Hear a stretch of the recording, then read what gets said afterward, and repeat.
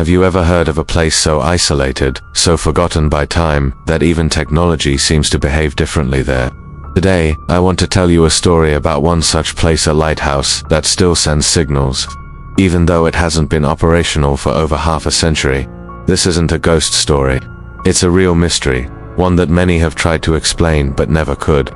And it begins on a cold, windswept coastline in northern Scotland, where the sea crashes violently against the cliffs, and the fog rolls in thick enough to swallow sound.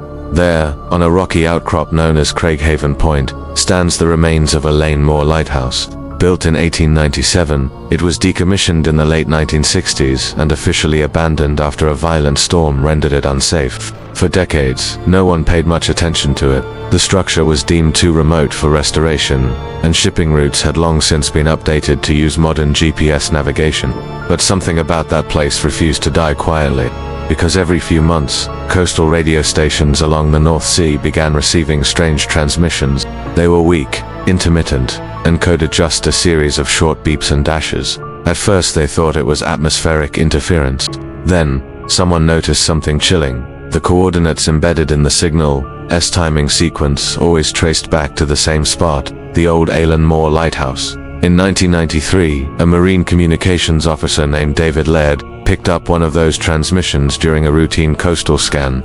He described it as an old maritime distress pattern, slightly altered. The signal repeated every 23 seconds, then went silent for exactly 5 minutes before restarting. He logged it, like many before him, but something felt different that night. When he checked the official maritime frequency logs, he realized the signal was broadcasting on a wavelength that had been used since 1942. That shouldn't have been possible. Those bands were retired long before modern transmitters existed.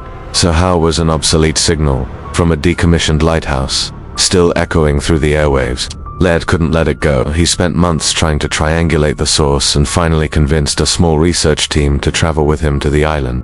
It was a difficult journey, 3 hours by boat through rough seas, then a narrow climb up the black cliffs where the old lighthouse still stood, weather-beaten but eerily intact. When they arrived, they noticed something strange. The lighthouse's main door was rusted shut, but the bolts looked recently disturbed. Inside, everything was covered in thick dust except the old radio room. That room looked as if someone had just left it. The chair was slightly pulled back from the desk. The logbook lay open on the table, and the ancient Marconi transmitter disconnected decades ago was humming faintly, its indicator light flickering on and off. There was no electricity on the island, no generator, no batteries, and yet, the equipment was somehow alive. Laird carefully opened the logbook, brushing off layers of salt and grime. The last recorded entry was dated April 12, 1967, the very day the lighthouse had supposedly been evacuated after the storm. But the handwriting didn't stop there. Beneath the final official entry, there were faint pencil marks almost erased, but still legible under the beam of a flashlight. They read, "Signal maintained, can't leave, sea won't calm. They told us not to answer, but it keeps calling." Those words chilled the entire team. Who wrote them? And what did they mean by "it keeps calling"? When they checked the surrounding rooms, they found no human remains, no signs of recent activity, only old uniforms and weather instruments covered in decades of corrosion. But the radio, it still pulsed softly. Every 23 seconds, then 5 minutes of silence. Then again. Back on the mainland, Laird and his team analyzed recordings of the signal. The beeps seemed random at first, but once they plotted them against the original maritime distress code system, something shocking appeared. It wasn't Morse code, but a modified distress call, used only once in history by a British weather ship that vanished in 1941 during a North Atlantic storm. That ship's last known coordinates, roughly 15 nautical miles from the Craighaven coastline. It was as if someone or something had merged that lost transmission with the old lighthouse frequency, creating a hybrid signal that drifted between two eras. When journalists tried to report on Laird's discovery, locals from the nearby village of Craighaven reacted strangely. They didn't deny the story, they just refused to talk about it. Old fishermen claimed they'd heard the signal on their radios for decades. Some said it only transmitted when a storm was coming, as if the sea itself was warning them. One elderly man, Angus McPhee, who had worked maintenance on the lighthouse in the 1950s, told a BBC interviewer something haunting. The light stopped, but the tower never went dark. It still talks if ye listen long enough. After that, Angus never spoke publicly again.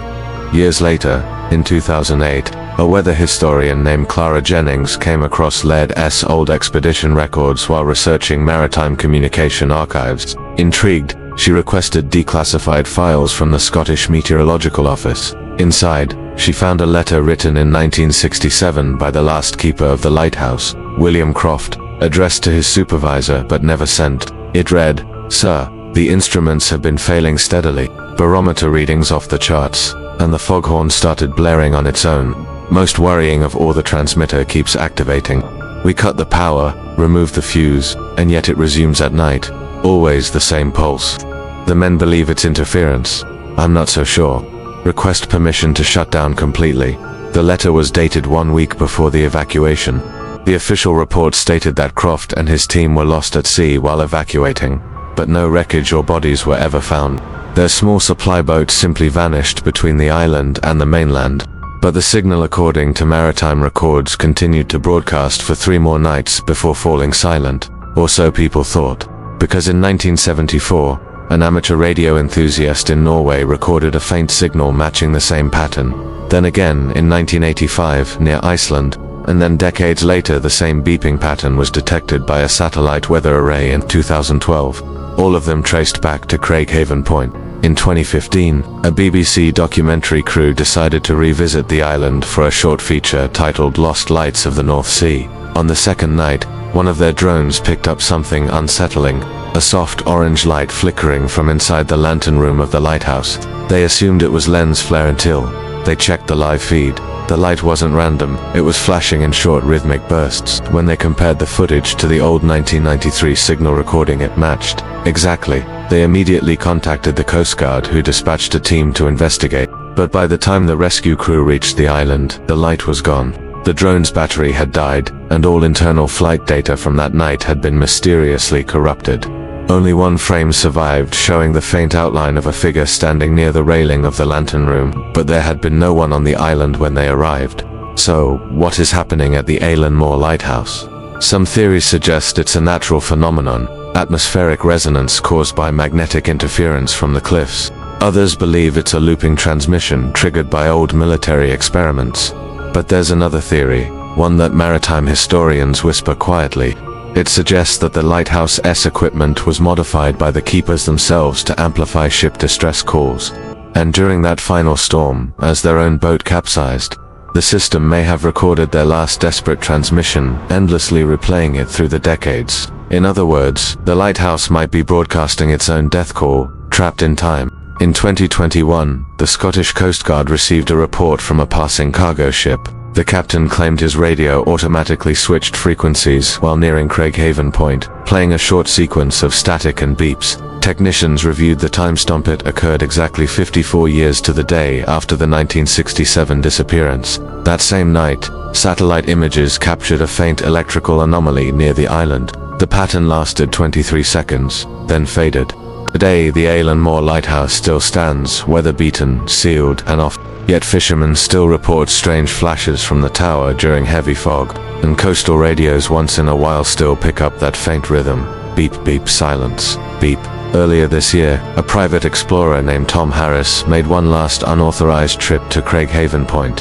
He uploaded a short, shaky video of the tower, surrounded by mist. You can hear the wind howling, and his voice saying quietly, "It's colder here than anywhere else I've been, feels alive." Then, in the background, faintly a series of 3 short beeps. The video cuts abruptly. Tom's channel hasn't been updated since, so maybe this isn't about ghosts. Maybe it's something stranger, something that exists between time and memory. A signal that refuses to fade. A machine that remembers.